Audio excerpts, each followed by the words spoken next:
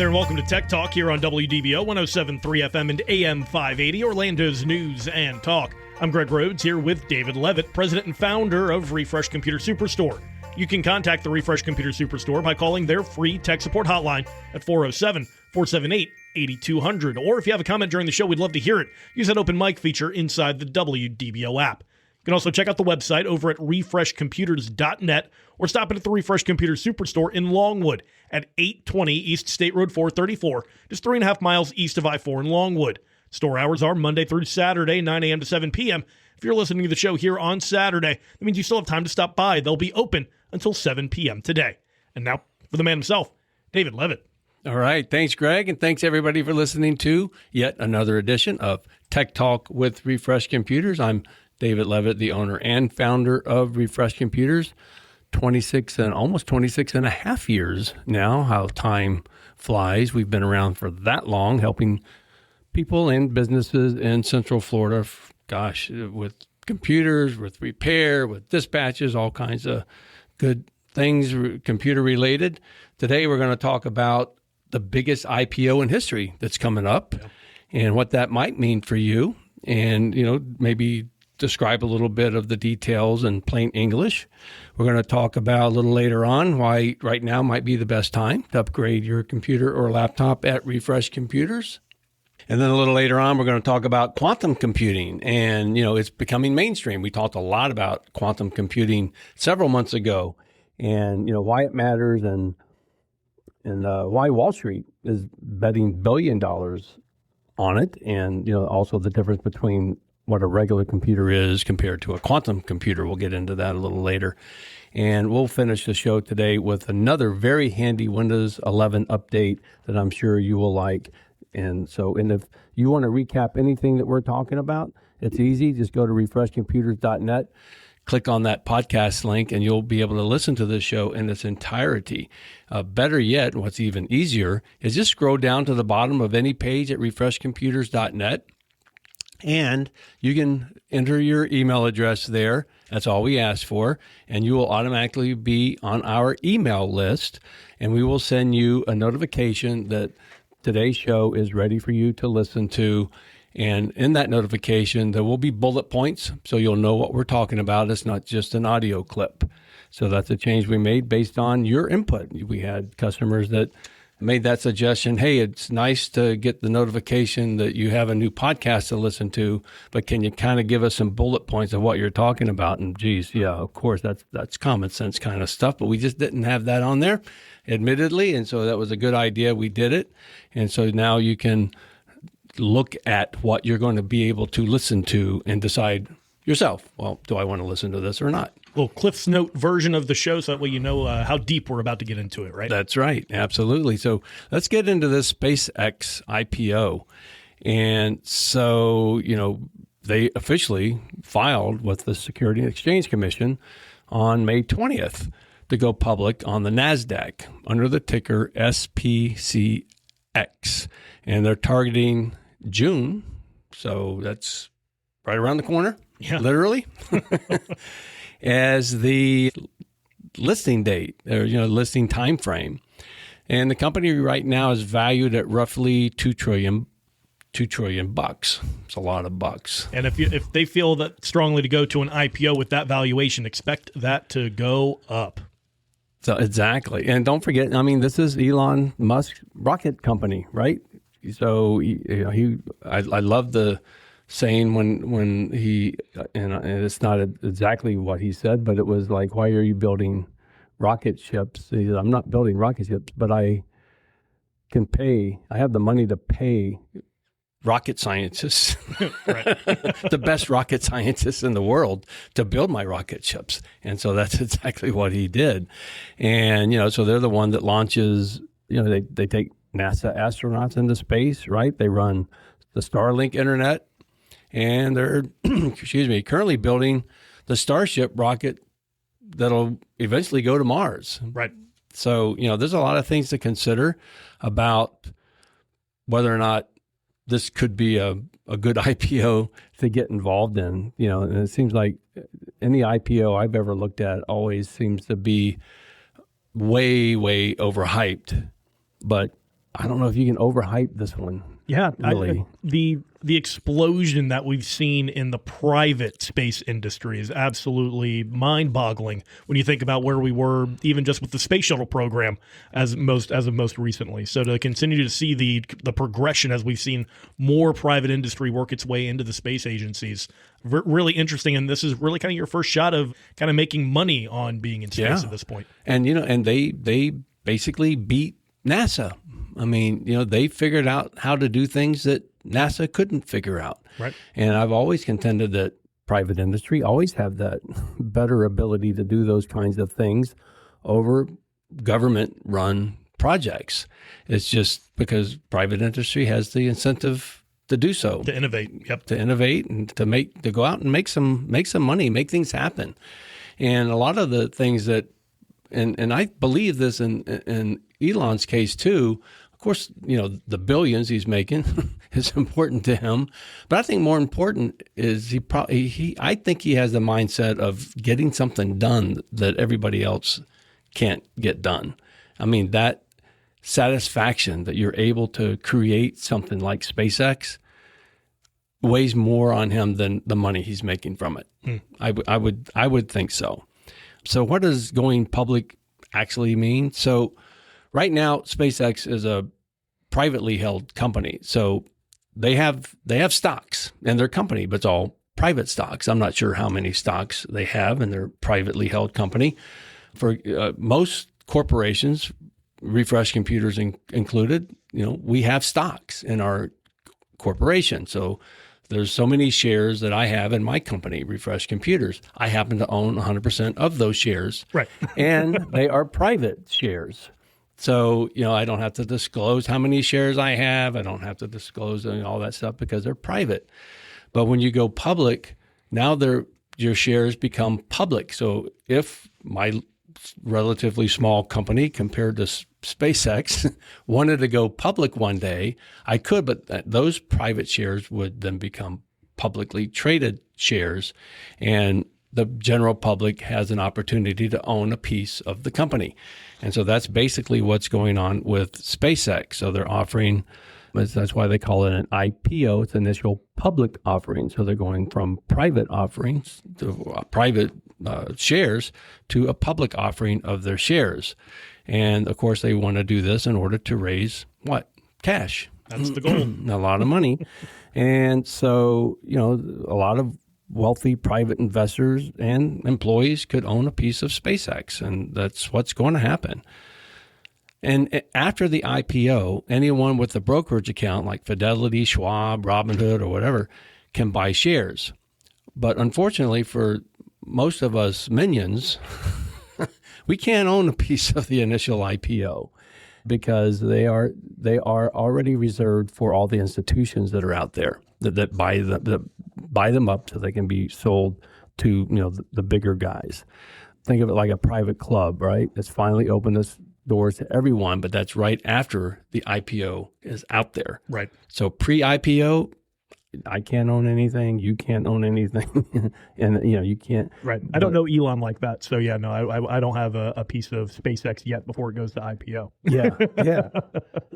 Exactly. That's pretty much the way it would have to work. Now you talked a little bit about how this is going to be the largest IPO in history. Mm-hmm. Can you really kind of break down how does it compare to some of these other big acquisitions we've seen in the past? Well, the largest IPO in history up until this one, when it hits, is Saudi Aramco back in 2019. Most people probably never heard of that company. And then there's Amazon. For context, this $2 trillion valuation of SpaceX, that's bigger than Amazon's market cap when it first hit $1 trillion. So it's huge. It's twice the size of Amazon's basically, and much bigger than the 2019 record by Saudi Aramco.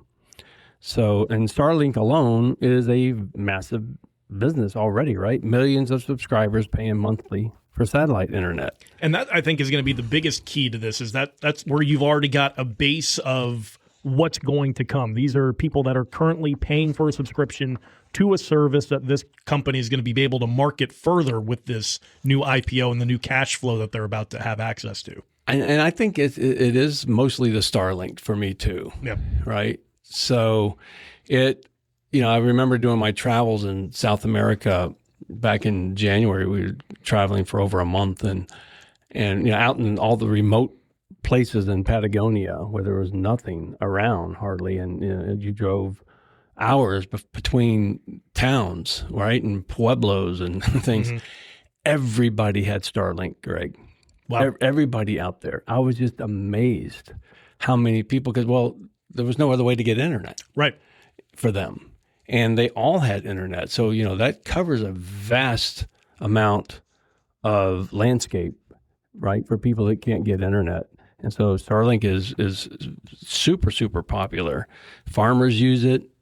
RV travelers like myself, I have a permanently mounted Starlink satellite dish on top of my RV. The U.S. military uses it. The military, yep. There's a wide range that goes here with how this is going to continue to roll out. Definitely more of a global connected service as opposed to what we've seen in the past. And look at the other things that they are already talking about and starting to do. I already can see a Starlink satellite from my iPhone. Yep. When I'm in a remote area and I have no cell phone coverage on my iPhone, I can at least still text using the Starlink satellites. That's pretty amazing. So that's been going on for quite a while now, maybe close to a year, if not a year. Yeah, I think, just about a year at this point, right? And the other thing that's coming with Starlink is actual cell phone service. You can see it coming. It's just going to happen because to me that's the natural progress of how technology works. I mean, there's always something better on the horizon when it comes to technology. I've always said that. I was just about to say it. It's the same way kind of with how Elon was so innovative in the EV space with Tesla right. and the program that they've gone through with that. This SpaceX program and the Starlink satellite, it has led to competitors. You see Amazon's Leo constellation being set up and things like that. But again, he's the innovator and the leader in the space. That's what makes this IPO offering so valuable. It is. And so I really believe that in the not too distant future, things like cell phone towers probably won't be a thing. All of you 5G people out there, get rid of those 5G, get rid of those cell phone towers. Well, that might be a natural progression as technology advances in this space, right? So in the SpaceX space. So that's something to look forward to, I think.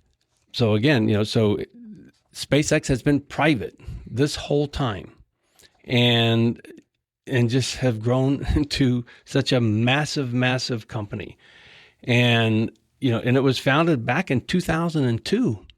It's been around a while now, right?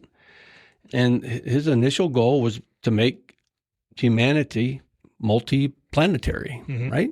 And he's talked about, he has this obsession of we are going to have a colony on Mars. That's still his focus, even with all of the recent talk of going back to the moon with Artemis and the program developing there. His focus is still towards Mars, and he continues to make sure that's a focal point. I think so, and he started with that when he started SpaceX, and I remember hearing that, and I remember thinking, "Oh, that's kooky." I really thought that. I think a lot of people have said that about Elon, and I still think it's so far fetched. But if anybody can do it, I'll put my faith in Elon that he'll be able to get a colony on Mars. Maybe not in my lifetime, but possibly in his children's lifetime. I think that's going to happen.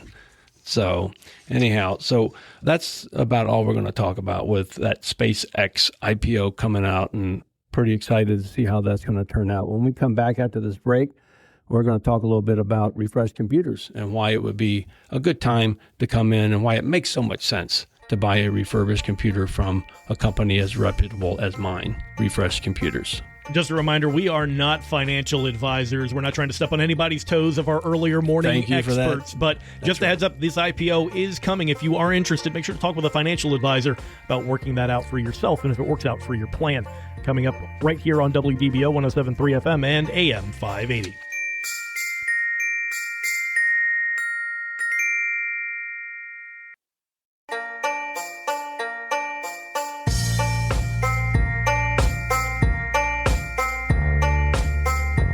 Hey there, and welcome back to Tech Talk here on WDBO 107.3 FM and AM 580, Orlando's news and talk. I'm Greg Rhodes here with David Levitt, president and founder of Refresh Computer Superstore. And you can contact the Refresh Computer Superstore by calling their free tech support hotline at 407-478-8200. Or if you have a comment during the show, we'd love to hear it. Use that open mic feature inside the WDBO app. And now, back to David. All right. Thanks, Greg. And thanks, everybody, for listening to Tech Talk with Refresh Computers. If you missed anything in the first segment, we talked about the new SpaceX IPO that's coming out, talked a little bit about what that means and what a public offering is compared to a company like Refresh Computers that has all private shares in our corporation. And with the disclaimer, Greg, I'm glad you caught at the end of that segment. We are not financial advisors. So Wrong hour of the day. That's earlier right. in the day. That's right. That comes a little later in another show. We're just giving information as we see it, but don't take our advice as far as investing in an IPO is concerned. And so, we talked about how SpaceX is worth $2 trillion right now. And you don't need to spend $2 trillion, by the way, to get a great computer. Hey, there you go. Or anywhere near that. You can go to Refresh Computers right there in Longwood and pick up a really, really nice business class computer or laptop. 99% of our computers and laptops are business class. And compare that to the consumer grade, and there's a big difference. So I'm going to go into that a little bit. So consumer grade laptops, mostly plastic hinges, or maybe metal hinges attached to a plastic base that cracks over time. That happens a lot on the consumer grade laptops. I don't care who makes it. It just happens. And because, we repair a ton of the broken hinges. The hinges themselves actually technically aren't broken. It's the plastic base that they're screwed into that snaps off on the frame of the laptop. And that's what we have to go in and replace is that base a lot of times because it's broken. And every once in a while it is the hinge that breaks on those consumer grade. We almost never see that happening on a business class laptop, because they have titanium hinges. A lot of the hinges go right across the whole back of the laptop. Makes them just a tad heavier. I'm talking about ounces heavier. Right. But the reason they're business class is because used in a business environment, it's every day, open and close, open and close. And these laptops are made to take that kind of use. And that's why we pretty much feature the business class laptops over the consumer grades whenever possible. And we're not talking about off-name brand computers here either, right? No, Dell, HP, Lenovo, they all make the cheap consumer grade, and they all make the business class laptops. And businesses love to buy the business class laptops, even though they're typically more expensive when they're new, because they're easier to update. They're easier to do things like change the battery, for example, over time. If you want to add more RAM or upgrade the solid state drives, and those are much easier to take apart than the consumer grade laptops are. And, and the same thing with the desktop computers. So all those manufacturers, HP, Dell, Lenovo, they also make consumer grade desktops. And compared to the business class desktops, one of the biggest things you'll see if you open up a consumer grade desktop, it has a laptop size motherboard, that covers up maybe a quarter of the space on the base where it's mounted. And that causes problems with cooling and all kinds of issues. And processor speed and all that stuff is not as good. And that's in a lot of the consumer grades. And where you open up a business class desktop computer, and that motherboard pretty much covers the whole base inside, and it's 3 times, sometimes 4 times as large. And it's because it has upgraded components. More card slots. More card slots, exactly. More RAM slots typically. And also in these consumer grade desktops, the power supplies that are installed in them are often subpar. And in the commercial grade or business class desktops, the power supplies are all updated, so much beefier power supplies. These are the machines that are in ATM machines, for example, that never turn off. So just think of what type of power supply that has to have and how durable that computer has to be. These are the types of computers that are professionally refurbished at Refresh Computers. So that's all we're going to have time to talk about that. When we come back after the break, we're going to talk a little bit about quantum computing going mainstream and what's the difference between a quantum computer and a regular computer. You've been listening to Tech Talk right here on WDBO 107.3 FM and AM 580.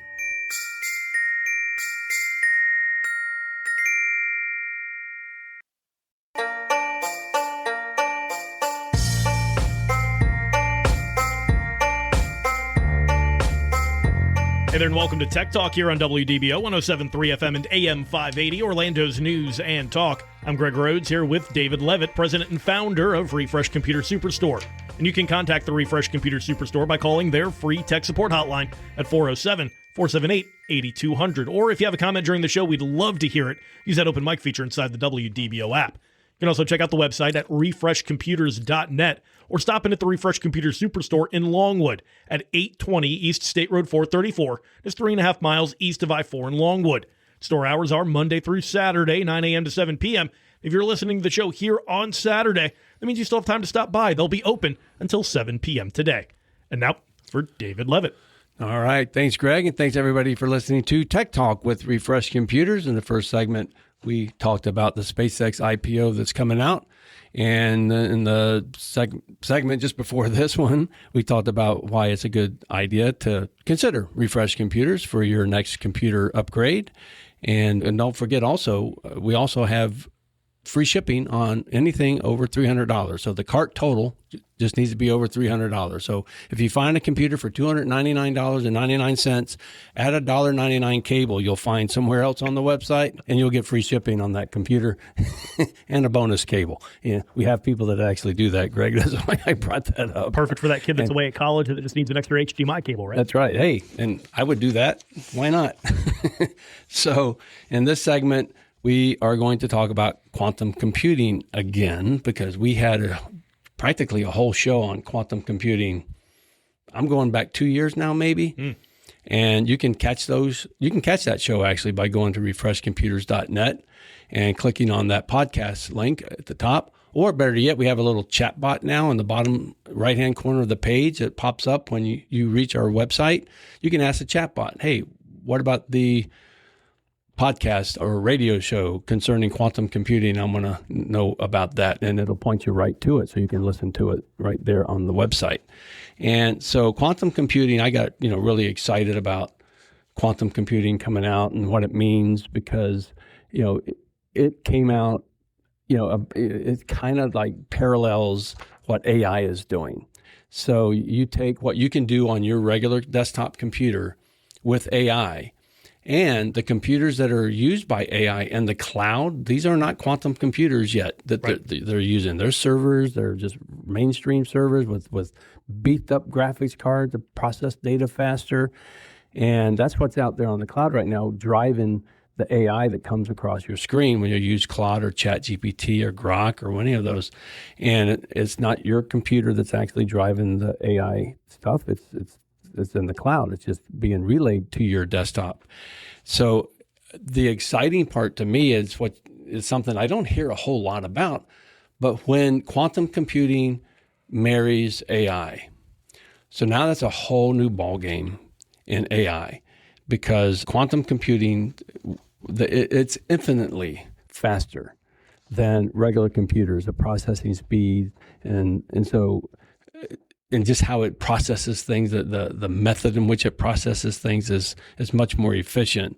So let me just go over the difference, right, between a quantum computer and a regular computer like you have at your office or at your house. So regular computer, let's go into that first. So a regular computer uses what they call bits, right? So think of them as light switches, 1 or 0. 1 is on, 0 is off. And we talked about this in our other show to more extent, but it's basically ones and zeros. And it's amazing. And the thing that it's hard, it's difficult to get past a lot of people's way of thinking about computers, is that a regular computer only knows those two things. That's all it is. That's what from the beginning of computing until now, all of these advancements we've made, It's still just ones and zeros. Just ones and zeros. This is how those ones and zeros are arranged. And how many of them can be processed at a time. Exactly. So everything that your computer does, every photo, every email, every video, it's just billions and billions of ones and zeros arranged in a different way to produce the output that you are experiencing. So that is what a regular computer does. And you know what? It's been over 70 years that's been working this way. So what did I say earlier about technology always has a way of advancing itself, right? There's always something new that's going to replace what's hot in technology. It always is. Look at Google search. How many people Google search today compared to just 2 years ago? It's falling off very quickly, very hard. Because you're using your favorite AI tool to find out things, and for good reason. And so, it was unthinkable just a few years ago that something could come along and replace a Google search, right? I mean, it was. I mean, it's just like, what could possibly work better? Who could possibly compete against Google because they own that market? Not anymore. Google competing with itself. Now they are. Now they are. So again, technology always has a way of advancing past itself. And so there's always something better coming on the horizon. And so that is quantum computers compared to a regular computer. So instead of bits, like the zeros and the ones, they're the bits. Instead of bits, quantum computers have what they call qubits. And a qubit is a quantum bit. So then the big difference is a qubit, it can be a 0 or a 1, or it could be both at the same time. So that's basically the difference. That's trippy. That gives billions and billions of trillions of different combinations and works faster than a regular computer can that's only doing zeros and ones. Right. Remember, 70-year-old technology, this zeros and ones is what we're doing. We've just improved upon it with better processors and things like that. But it's been zeros and ones since the dawn of the computer, pretty much. So now it's zeros or ones or both at the same time. So this is called superposition. So imagine like a coin, right, spinning in the air. It's heads and tails until it lands. So there's your, right? So it's zeros or ones until it lands. So this lets the quantum computers explore millions of possible solutions simultaneously. It's not just faster, it's a fundamentally different way of computing. So that coin is not heads or tails, it's heads and tails. All at the same time. All at the same time. While it's processing all of this in the background. So that's a trippy way to think about how forward computing is going with that. Well, okay. So still, you're probably thinking, okay, but why is that making it faster? Why is a quantum computer better? What can quantum computers actually do that regular computers can't do? So one of the big research projects has been going on for the last couple of years is drug discovery, right? So they can simulate molecules at the atomic level to find new medicines faster. They can take things like your DNA and custom make a cure for you. I mean, this is coming. This is on the horizon. They're actively working on things like that a regular computer doesn't have the capacity to comprehend or to do, but a quantum computer, because it's trillions of times more capable than a regular computer, can find this kind of data and come out with people specific cures, right? Not a cure all for everybody, right? But a cure for you. Because again, we're talking about these ones and zeros still in all of these different calculations. And for each of these different versions of calculations, you have billions of those to calculate. And then you have to do it all over again if you're trying to do it for another version or another form. Right. This is going to allow that to do that in real time. While you're calculating one, it's calculating the other at the same time. It's amazing. And the other endless possible combinations that it has all at that one instant, as opposed to multiple different mediations of it. And so the other thing that now comes to play is AI, right? So now you take these AI models and you think AI is scary now. You let a quantum computer get a hold of an AI model. Right. And an AI model would be like a baby in its arms. I mean, it would just be like so simple, and it would be so fast, and it would be so scary because a quantum computer can process that information so much faster and give instantaneous results on all kinds of things, and some things we probably wouldn't want it to be able to do, right? And so AI optimization in quantum computers is a thing coming. You're going to be hearing a lot more about that in the near future, I promise you, because that is the future. That is what's coming. We're on the cusp of it. It's happening. And so we talked earlier about SpaceX doing an IPO, right? And again, I'll reiterate, Greg, we are not financial experts. Not financial experts. And so we are not giving this financial advice here. But there is another major IPO, right? That's coming out. And that is with Honeywell. So it's basically Honeywell Quantum Solutions and Cambridge Quantum Computing. They formed a merger. And so they use this special technology in quantum computers. They call it trapped ion technology. And it's lasers literally suspending individual atoms in place to use as qubits, the qubits we were just talking about. So I know this is probably going over a lot of people's heads, but this is worth reviewing on the podcast. If you want to go there, refreshcomputers.net, click on that podcast link, and you'll be able to review this thing with bullet points, by the way, of what we're talking about. And hopefully it'll be in an order that you'll be able to understand it.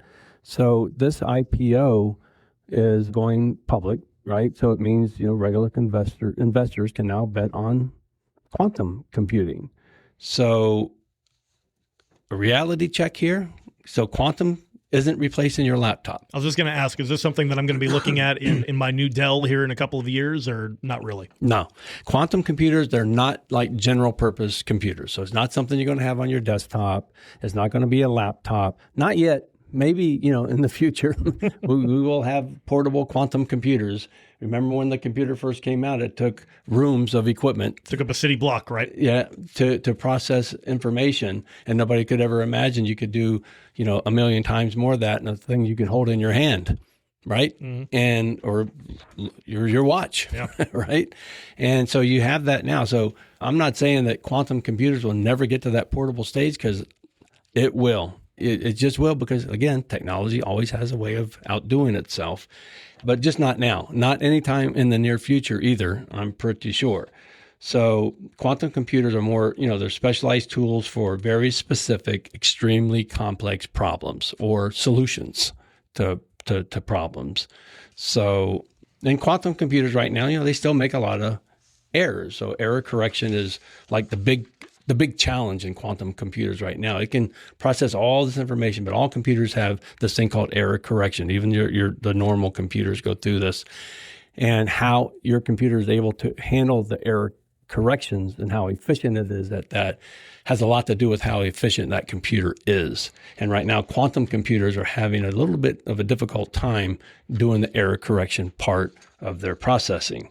So we're looking at probably 5 to 10 years away, right? But the investment, this IPO, is happening now, because whoever gets there first usually wins big, right? So that's why they're doing this now. And there's actually a Florida connection to this whole story. It's called Florida Tech out in Melbourne. They're among 14 universities that launched a quantum technology coalition. So what they are doing is researching ways to put this in the classroom, right? And at the college level, technical college level. And so they are working on that. And that's a pretty exciting step, because Florida has also positioned itself as a quantum computing hub. So there's even an event called Quantum Beach, right, out there in Melbourne. So you might want to check that out.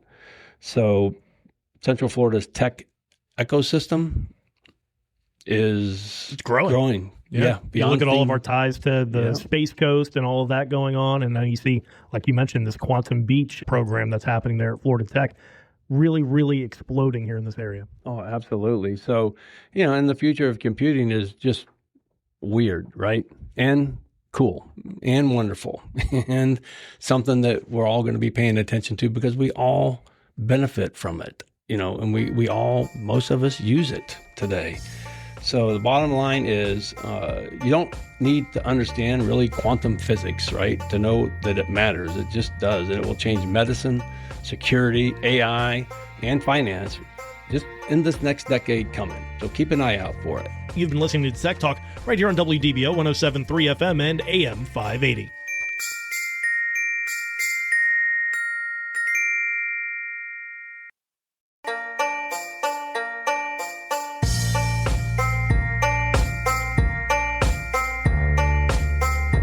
Hey there, and welcome back to Tech Talk here on WDBO 107.3 FM and AM 580, Orlando's news and talk. I'm Greg Rhodes here with David Levitt, president and founder of Refresh Computer Superstore.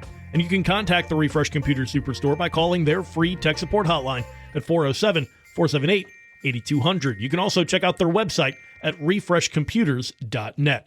And now, back to David. All right. Thanks, Greg. And thanks, everybody, for listening to Tech Talk with Refresh Computers. Boy, do we talk about a lot of nerdy stuff today. We talked about SpaceX's IPO that's coming out, and we talked about why it's a good idea to consider Refresh Computers for that next computer you might need at your home or office. And if you missed anything, you can always go to the website, refreshcomputers.net. Click on that podcast link at the top of the page, and you can listen to this show in its entirety, along with bullet points of all the things that we discussed on today's show. And better yet, go to the bottom of the page at refreshcomputers.net, put in your email address. We don't ask for anything else, just your email address, no name, no phone number, nothing like that, just your email, and click submit, and you will get an email notification every time a new show is ready to be listened to from WDBO and our podcast.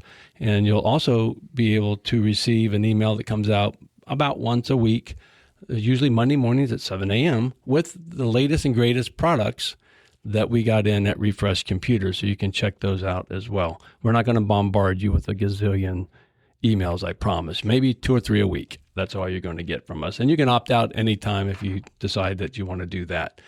So in this segment, we want to talk about speeding up your computer. There's a really cool tool that you can use, and a lot of people aren't aware of it. So it's a Windows tool, and it's called Storage Sense. So what you can do, it's very simple to do. So Windows 11 has it built in, and it automatically cleans up junk files. And I tell you, this is a very useful tool, especially if your computer is running slow. You want to make sure this is on and leave it on all the time, because it'll automatically just clean up these junk files that happen. When you download a new program, you go to a new website, when you do stuff like that, there's always clutter left over all these on your computer. Files. Temporary files and stuff like that you just don't need. And these things aggregate over time and slow down your computer. So you want to keep those cleaned up. So use Storage Sense. And to do that, it's very simple. You go to your system settings, go to settings, just type in settings on the bottom left-hand corner of your screen, or in the middle, wherever your search is for your Windows. Type in settings, and go to system, and then from there you can go to storage, and then there you will see Storage Sense. So turn it on and set it to run automatically. You can have it run automatically every week, every month, but set it to run automatically right there and leave it on. So it deletes all the temporary files, all your Windows Update files, because, when you get a new Windows Update, a lot of times, guess what? Microsoft leaves behind some stuff on your computer. The residuals, yep. Your residual stuff you just don't need there anymore. And so it gets rid of all that stuff cleanly also. So it also empties your recycle bin automatically. So keep that in mind. So if you put stuff in your trash bin or your recycle bin thinking, oh, it's there, I can get it if I need it later. Well, if you turn on Storage Sense, no. Change that practice anyways. You shouldn't be leaving things in your recycle bin. It'll take it out of your recycle bin. So this alone can free up, it can several gigabytes on most computers, and it's free and it's built right in. That was something I was going to ask about. I've used programs like CCleaner in the past and things like that. This would replace that completely. It would. This is a take on that. It's like Microsoft finally doing what, things like CCleaner has been doing, that even when I use CCleaner, and I use it quite extensively, before. I don't anymore because I use Storage Sense. But even when I used it, I always had the thought, this should be like inherent in Windows to do something like this, to help clean up your computer. And it does. So anyhow, so if your computer's running a little slow, this Windows tip just might speed it up a little bit before you would even have to call us or bring it in. And if you don't remember how to do this, go to refreshcomputers.net, click on the podcast link, and then you'll be able to listen to this show and see the bullet points at the bottom of the page there. And in this for this podcast, and they'll talk a little bit about Storage Sense right there, and sign up for those emails because it'll email you the whole thing.